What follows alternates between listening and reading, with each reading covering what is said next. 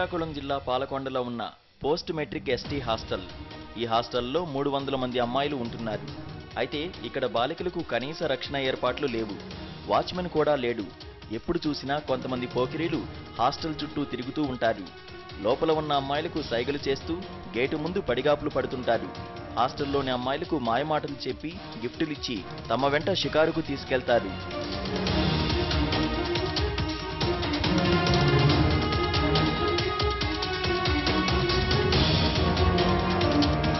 అధికారులు కూడా అమ్మాయిల రక్షణ గాలికొదిలేశారు.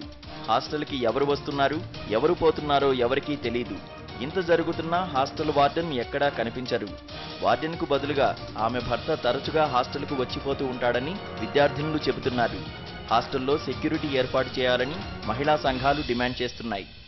అమ్మాయిల హాస్టల్కి వార్డెన్ ఉండకపోవడం ఇది చాలా దారుణం. ఇది ఆమె ఉండాలి, అలాగే సెక్యూరిటీ కూడా ఉండాలి. సెక్యూరిటీ గార్డు కూడా మహిళలు పెడితే మంచిదన్నది మా అభిప్రాయం. అయితే హాస్టల్లోకి ఇతరులు ప్రవేశించకుండా చర్యలు తీసుకుంటామని, అమ్మాయిల రక్షణకు తగిన ఏర్పాట్లు చేస్తామని అంటున్నారు అధికారులు. వార్డెన్కి స్ట్రిక్ట్ ఇన్స్ట్రక్షన్స్ ఇచ్చాం. ఎవరు రాకుండా, బాయ్స్ ఎవరు అందరూ క్యాంపస్లో ఎంటర్ అవ్వకుండా జాగ్రత్తలు తీసుకోండి.